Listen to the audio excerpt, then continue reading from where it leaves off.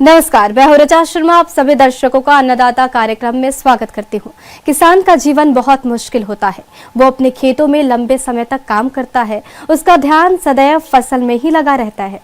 वो अपनी कड़ी मेहनत की ताकत पर अपना जीवन व्यतीत करते हैं। ऐसे ही किसानों की प्रगति के लिए हम खेती बाड़ी से जुड़ी कुछ महत्वपूर्ण जानकारियां आप तक लाते हैं। हर रोज सुबह आपके सामने हाजिर होते हैं। तो चलिए कार्यक्रम शुरू करते हैं और सबसे पहले देखते हैं क्या है आज के अन्नदाता में। अलसी की उन्नत बुआई करके कमाए अच्छा मुनाफा।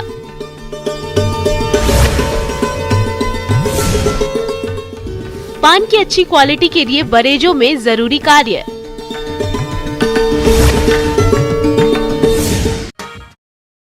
अलसी एक बहुमूल्य औद्योगिक तिलहनी फसल है। इसके प्रत्येक भाग का प्रत्यक्ष और अप्रत्यक्ष रूप से विभिन्न रूपों में उपयोग किया जाता है, इसलिए इसकी बाजार में अधिक डिमांड रहती है। तो हमारे जो किसान भाई इसकी खेती करना चाहते हैं, वे इसकी बुआई करते समय किन किन पहलुओं पर खास ध्यान दें, आइए इस बारे में जानकारी के लिए देखिए कार्यक्रम की ये विशेष प्रस्तुति।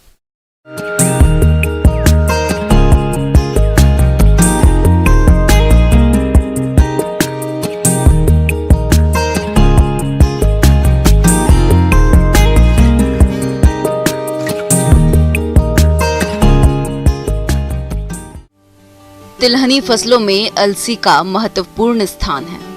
इसके पूरे पौधे से पैसा कमाया जा सकता है। इसके तने से लिनेन नामक बहुत महंगा रेशा मिलता है और इसके बीज का इस्तेमाल तमाम तरह की मिठाइयों, दवाओं और तेल प्राप्त करने के लिए किया जाता है। अलसी की असिंचित क्षेत्रों में बुआई अक्टूबर के प्रथम पखवाड़े और सिंचित क्षेत्रों में नवंबर के प्रथम पखवाड़े तक की जा सकती है। इसकी खेती के लिए काली भारी और दोमट मटियार मिट्टी उपयुक्त होती है।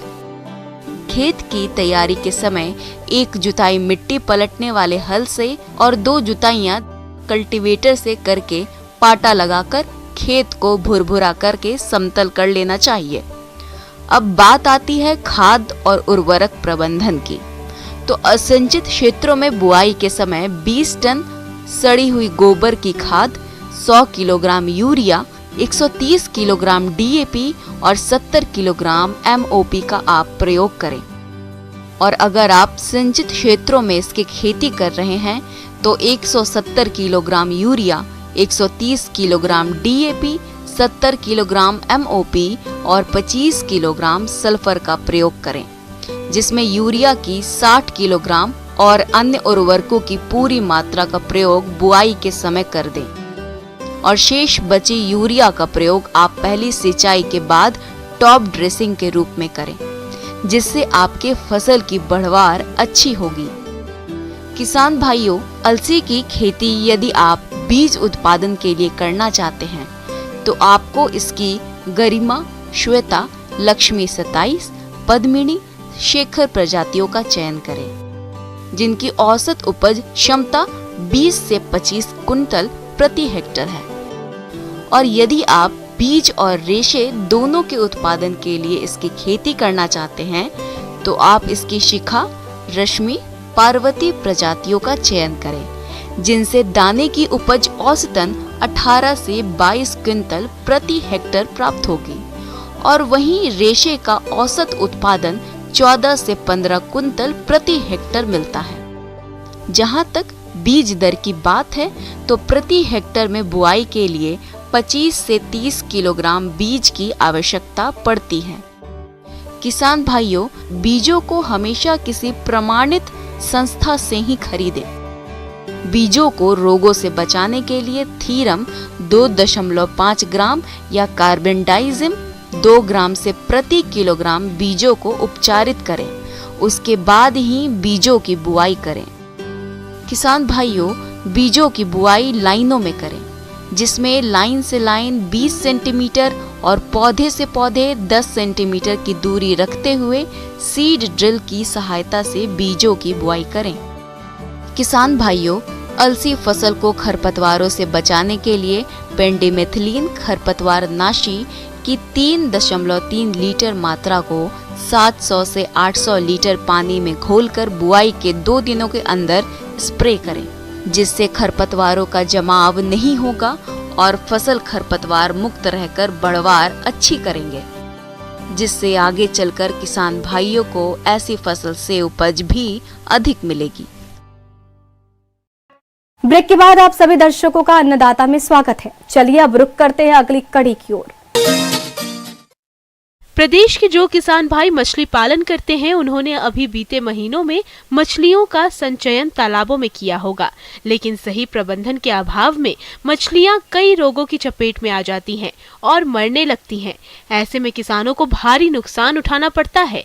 इससे बचने के लिए किसान सही समय पर रोगों की पहचान कर उनकी रोकथाम कैसे करें, तो इस बारे में जानकारी दे रही हैं मत्स्य विशेषज्ञ डॉक्टर इप्सिता विश्वास। नमस्कार मत्स्य किसानों, आज के कार्यक्रम में आप लोगों को हम बताएंगे कि मछली पालन हेतु कभी कभी बहुत सारे आप रोगों के सामना करना पड़ता है मछली पालन के समय पर, और विशेष करके इस समय मछलियों में रोगों का भी बहुत सारा देखा जाता है कि इस समय मछली रोगग्रस्त होते हैं। मछलियां भी अन्य प्राणियों के समान प्रतिकूल वातावरण में रोगग्रस्त हो जाती हैं। रोग फैलते ही संचित मछलियों के स्वभाव में प्रत्यक्ष अंतर आ जाता है। जैसे बीमार मछली समूह में न रहकर किनारे पर अलग थलग दिखाई देती है, वे शिथिल हो जाती है, बेचैनी में अनियंत्रित तैरती है, कई बार मुंह खोलकर बार बार वायु अंदर लेने का प्रयास करती है। शरीर तथा गलफड़े फूलना, शरीर की त्वचा फटना और उससे खून आना आदि लक्षण दिखाई देते हैं। इसको एक लक्षण हम लोग कहते हैं कि आपके तालाब में मछली का अलग अलग तरीके का रोग शायद आ चुका है। अगर मछलियों में होने वाले इन रोग के कारणों की बात करें तो तालाब का कुप्रबंधन, पानी की गुणवत्ता, तापमान, पीएच, ऑक्सीजन, कार्बन डाइऑक्साइड आदि की असंतुलित मात्रा मछली के लिए घातक होती है। कई बार बेहद से रोगजनक जीवाणु और विषाणु पानी में रहते हैं। जब मछली प्रतिकूल परिस्थिति में कमजोर हो जाती है तो उस पर जीवाणु या फिर विषाणु आक्रमण करके रोगग्रसित कर देते हैं, जिससे मछली की बढ़वार रुक जाती है तथा कालांतर में तालाब में मछली मरने भी लगती है। तो अब रोगों के बारे में अगर हम बताते हैं तो पहले शुरू करते हैं बैक्टीरिया, जो कि जीवाणु रोग। जब आपके मछलियों में पंख या सर गलने लगेगा, अगर आपके शरीर में धीरे धीरे कुछ घाव जैसे कि उजला रंग का कुछ पैचेस आने लगेंगे और उसके साइड में आप देख पाएंगे कि एक लाल रंग का एक हल्का हल्का धीरे धीरे आ रहा है, तो उस तभी आप जीवाणु रोग आना शुरू कर चुका है। तो प्रबंधन के लिए आपको बिना बुझा हुआ चूना अगर आपके पास है तो उसको आप 50 किलो प्रति हेक्टेयर आप उसको अप्लाई कीजिए, और 7 दिन के अंतराल में आप ब्लीचिंग पाउडर आपको डालना पड़ेगा। मान लीजिए 0.5 ग्राम प्रति 1000 लीटर पानी में। अगर ऐसे आप उपचार करते हैं स्टॉक मतलब मछली स्टॉक करने के बाद, बैक्टीरिया जितना भी रोग है तो वो कम होगा। साथ ही साथ आप बहुत सारे एंटीबायोटिक्स का भी प्रयोग कर सकते हैं। मान लीजिए आप ओटीसी यानी ऑक्सीटेट्रासाइक्लिन का भी आप बिल्कुल अच्छे से उपयोग कर सकते हैं।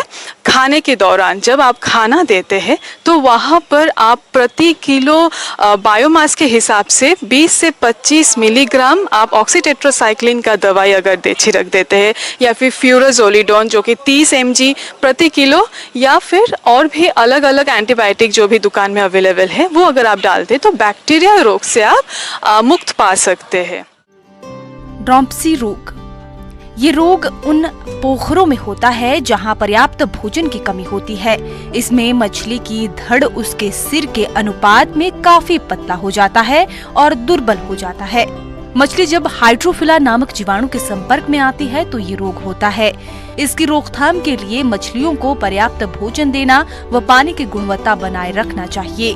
पोखर में 15 दिन के अंतराल में 100 किलोग्राम प्रति हेक्टेयर की दर से चूना डालें।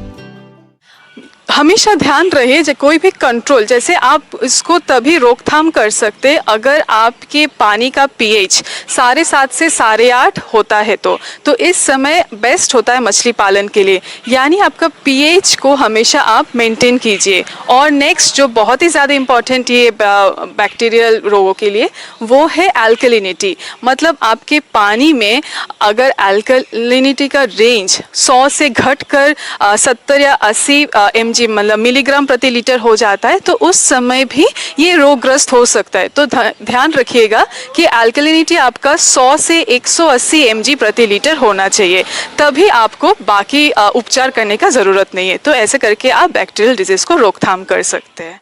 आंतरिक परजीवी मछली के आंतरिक अंगों जैसे शरीर गुहा, रक्त नालिका, वृक्क आदि में रोग फैलाते हैं, जबकि बाह्य परजीवी मछली के चर्म, गलफड़ों, पंखों आदि को रोगग्रस्त करते हैं, जैसे ट्राइकोडिनोसिस।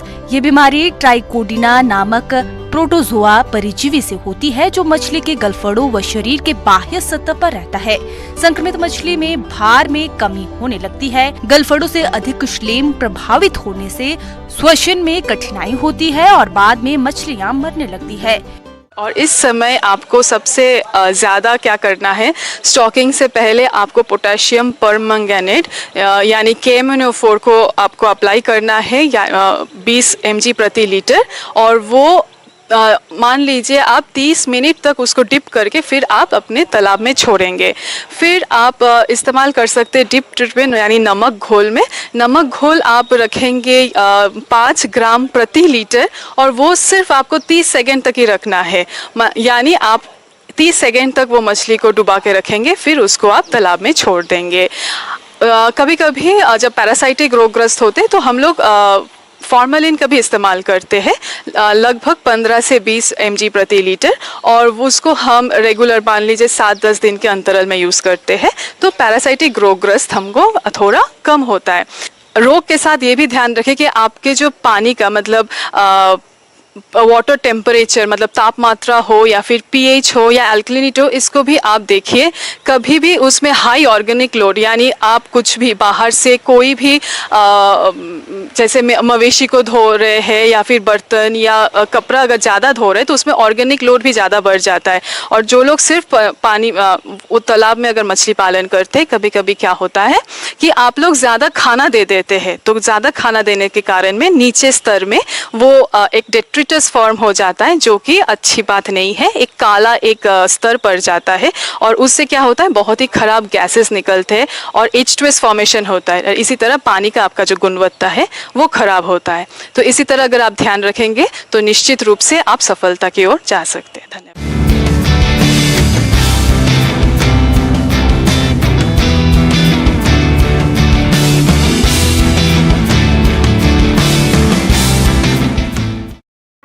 ब्रेक के बाद एक बार फिर से आप सभी दर्शकों का अन्नदाता कार्यक्रम में स्वागत है। बढ़ते हैं अगली प्रस्तुति की ओर। प्रदेश में फिलहाल मौसम में बदलाव चल रहा है। ऐसी स्थिति में जो किसान बरेजों में पान की खेती कर रहे हैं, उन्हें बरेजों में कुछ खास प्रबंधनों को करने की जरूरत है, क्योंकि मौसम के अनुसार इनका प्रबंधन नहीं करने पर पान की पत्तियों की क्वालिटी खराब हो जाती है, जिससे पान उत्पादक किसानों को नुकसान उठाना पड़ता है। तो आप पान बरेजों का प्रबंधन कैसे करें, इस पर अपने सुझाव दे रहे हैं कृषि वैज्ञानिक डॉक्टर दिनेश राय।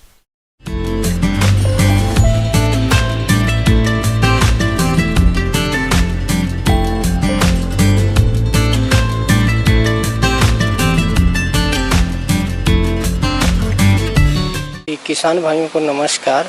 अभी जो भी लोग खेती कर रहे हैं हमारे पान की, उनको विशेष रूप से आवश्यकता है कि आप ठंड आने वाली है और बरसात का मौसम गया है, तो हमें विशेष रूप की ज़रूरत होती है, क्योंकि पान की जो फसल है ज़्यादा तापमान भी न बर्दाश्त करती है, न ही ज़्यादा ठंड बर्दाश्त करती है और न ही ज़्यादा बरसात। तो अब जब ठंड आ रही है तो ठंड से बचने के लिए आप सबसे पहले जो लोग बरेजा लगाए हैं उस बरेजा की छपरी देख लें कि सब ठीक है। दूसरा जो शेड नेट है उसको भी देख लें कहीं से फटा है कि नहीं है, क्योंकि तापमान को मेंटेन करने के लिए हमारा जो है शेड नेट और बरेजा को चारों तरफ से ठीक ठाक होना चाहिए। और दूसरी बात, सिंचाई की व्यवस्था देख लें, क्योंकि सिंचाई की ज़रूरत पड़ती है ठंड से बचाने के लिए हमारे किसान भाइयों। हमेशा हर 15-20 दिन पर आप सिंचाई अवश्य करें, ठंड जैसे जैसे बढ़ती जाए। नहीं तो जैसे ठंड बढ़ेगी पत्तियां क्या होती हैं, गिरने लगती हैं, तो उससे आप उससे बच जाएंगे। तो इसका विशेष ध्यान रखें। और तीसरी बात, बरसात अभी बीती है तो आप अपने जो भी फसल लगाए हैं पान की, उसमें जो है खरपतवार को विशेष रूप से देख लें, क्योंकि वो उनकी संख्या बढ़ती है, तो उसको आप निकाल लें। और दूसरा, रोग का भी जो है आक्रमण बढ़ जाता है। जैसे आप देखे होंगे इस समय पौधों के पत्ती पे धीरे धीरे छोटे स्पॉट दिखाई देने लगते हैं, और वो बहुत ही संक्रामक होता है, जो कि पौधे को, जैसा कि हम जानते हैं कि पौधे के पत्ती का मूल्य है, और पौधे की पत्ती अगर थोड़ा सा भी खराब होती तो उसका बाजार मूल्य कम हो जाता है। तना गलन रोग ये भी फफूंद जनित रोग है। इससे पौधों की जड़ों के ऊपर तने वाले भाग पर सड़न शुरू हो जाती है। इसके प्रकोप से पौधे बहुत ही कम समय में मुरझाकर नष्ट हो जाते हैं। इसी प्रकार पान की फसल में ग्रीवा गलन या गंदली रोग का प्रकोप होता है। ये भी फफूंदी जनित रोग है। इसके प्रकोप से बेलों में गहरे घाव विकसित होते हैं और पत्ते पीले पड़ जाते हैं और फसल तेजी से सूखने लगती है। तो अगर आपको किसी प्रकार का स्पॉट दिख रहा है तो तुरंत आप बोर्डो मिश्रण एक आता है, उसका 0.1% का आप सोल्यूशन जो है स्प्रे कर दें। और दूसरी सबसे बड़ी बात ये भी है कि आप कहीं भी आसपास कोई पत्ती अगर दिख रही है कि खराब हो रही है तो उसको तुरंत वहाँ से निकाल लें। और अगर ज़्यादा संक्रामक हो रहा है रोग तो आपकी जो मृदा है, जो जहाँ बरेजा का जो है, उसको बोर्डो मिक्सचर का 1% का सलूशन से आपको सॉइल को भिगो दें, जिससे कि रोग ऊपर की तरफ नहीं बढ़े, क्योंकि रोग का जो है आक्रामकता नीचे से शुरू होते और ऊपर बढ़ता जाता है। पान की फसल में मिली बग कीट प्रकोप भी होता है। ये कीट हल्के सफेद रंग का अंडाकार आकार का होता है। इसकी लंबाई 5 सेंटीमीटर होती है, जो सफेद चूर्णी आवरण से ढका होता है। यह कीट समूह में होता है और पान के पत्तों और पौधों के कोमल भागों का रस चूसकर नुकसान पहुंच जाते हैं। इस कीट का सर्वाधिक प्रकोप वर्षा काल में होता है। इससे पान के फसल को काफी नुकसान होता है। सफेद मक्खी कीट, ये कीट भी पान की पत्तियों का रस चूसती है। इसके प्रकोप से पान बेल का विकास रुक जाता है और पत्ते हरी माहीन होकर बेकार हो जाते हैं। बीटल बाइन बग, ये कीट जून से अक्टूबर माह के मध्य दिखाई देता है। ये कीट पान के पत्तों को खाता है तथा पत्तों पर छिद्र बनाता है। ये पान की शिराओं के बीच के उत्तकों को खा जाता है, जिससे पत्तों में कुतलन या सिकुड़न आती है और अंत में बेल सूख जाती है। इन कीटों की रोकथाम के लिए नीम का तेल 5 मिलीलीटर प्रति लीटर पानी में घोलकर छिड़काव करें। साथ ही फसलों के बीच चिपचिपे प्रपंच लगा दें ताकि कीट इनमें फंस जाए। रस चूसक कीटों का अधिक प्रकोप होने की दशा में मैलाथियन 1 मिलीलीटर प्रति लीटर पानी में घोलकर छिड़काव करें। इसके अलावा 0.02% रोगार या डेमोक्रान का छिड़काव पत्तों पर करें। और कुछ किसान भाइयों को ये भी मैं थोड़ा सा आपको बताना चाहूँगा कि अगर आप पान की खेती कर रहे हैं तो इसमें बहुत ज़्यादा केमिकल हमको देने की ज़रूरत नहीं होती है, नहीं तो मूल्य कम मिलता है। अतः आपसे मैं आग्रह करूंगा कि जब खेती आप स्टार्ट कर रहे हैं तो उस समय मृदा में जो है एक बहुत ही महत्वपूर्ण रोग जो आपको पौधों पे आता है, उसकी रोकथाम के लिए ट्राइकोडर्मा आप लोग जानते होंगे, उसको अवश्य ही मृदा में मिलाएं। कम से कम 10 से 15 केजी ट्राइकोडर्मा आप जो है गोबर की खाद अगर आपके पास सड़ी है तो उसमें ले लें और उसमें मिलाकर आप खेत में जरूर डालें। जिससे क्या होता है, केवल रोग से लड़ने को नहीं क्षमता बढ़ती है बल्कि पौधे का स्वास्थ्य भी बहुत अच्छा बढ़ जाता है।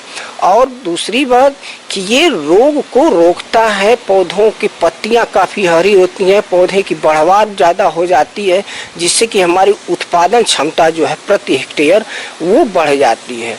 और तीसरी बात ये है, आप ध्यान दें किसान भाइयों कि जब आप खेती शुरुआत कर रहे हैं तो हमेशा इसमें पोषक तत्वों का प्रबंधन जरूर करें। आप उचित मात्रा जो जरूरत दी गई है, और ज़्यादातर अगर आपके पास गोबर की खाद सड़ी हो, कंपोस्ट हो, और आपके पास अगर बायो फर्टिलाइजर हो तो वो भी डालें। और आप जो है उसमें हम एक और आग्रह करेंगे कि आप नीम की खली अवश्य डालें, क्योंकि जो भी हमारे कीट जमीन में है या रोगाणु जमीन में है जो कि पैदा कर रहे हैं तो उसका जो प्रकोप है वो बहुत कम हो जाता है। और हमारे किसान भाई अगर इस प्रकार की सावधानी रखते हैं तो शुरुआत में ही अगर रख लेते हैं तो निश्चित है कि आने वाले समय में आगे जब पौधा बड़ा होगा और पत्तियां हमको प्राप्त होंगी तो काफ़ी अच्छी मात्रा में प्राप्त होंगी।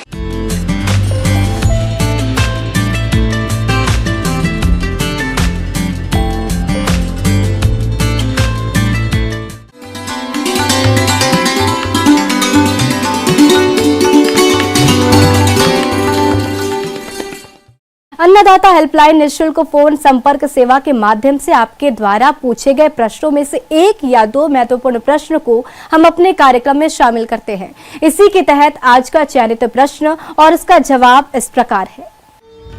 अन्नदाता कार्यक्रम में आज जो प्रश्न हमने शामिल किया है उसे पूछा है गांव बिचपुरी, जिला नागौर से हरिशंकर प्रसाद ने। आप आलू रोपाई यंत्र पर जानकारी चाहते हैं तो हरिशंकर प्रसाद जी, आपकी जानकारी के लिए देखिए कार्यक्रम का यह अंश। भारत में आलू का उत्पादन सब्जी और अन्य कई रूपों में किया जाता है। यहाँ कुल उत्पादन का करीब 90% सब्जी के रूप में प्रयोग किया जाता है। इससे अच्छे प्रकार का स्टार्च और अच्छा प्रोटीन भी मिलता है, जिसकी मुख्य फसल की बुआई का उचित समय चल रहा है और हमारे किसान भाई इस समय इसकी बुआई करने की तैयारी में जुटे हैं।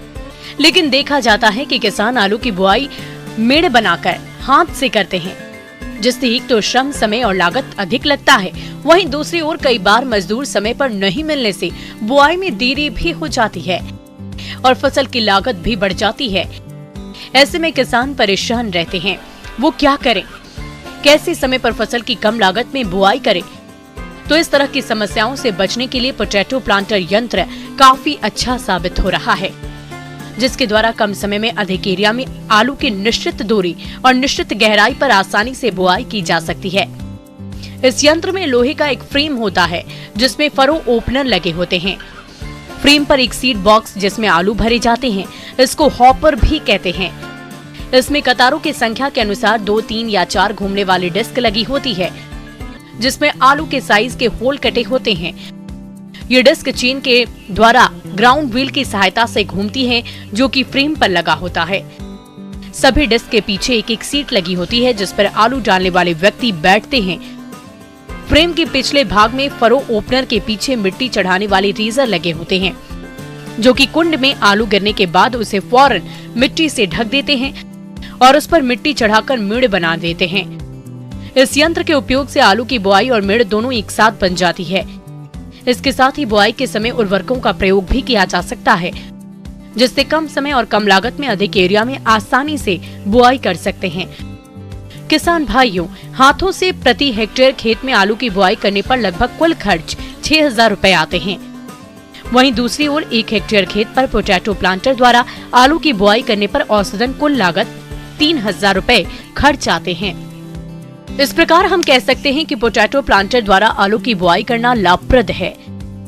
किसान भाइयों, पोटैटो प्लांटर कई तरह के होते हैं। यंत्रों की कीमत इनमें लगी डिस्कों के आधार पर निर्धारित की जाती है। तो यदि आप पोटैटो प्लांटर खरीदना चाहते हैं तो यंत्र की कीमत और इस पर मिलने वाले अनुदान के बारे में अधिक जानकारी के लिए आप अपने नजदीकी कृषि विभाग में संपर्क करें। किसान भाइयों, अन्नदाता आपकी सेवा के लिए संकल्परत है। कृषि संबंधित समस्या और सुझावों के लिए आप हमें इस पते पर संपर्क भी कर सकते हैं।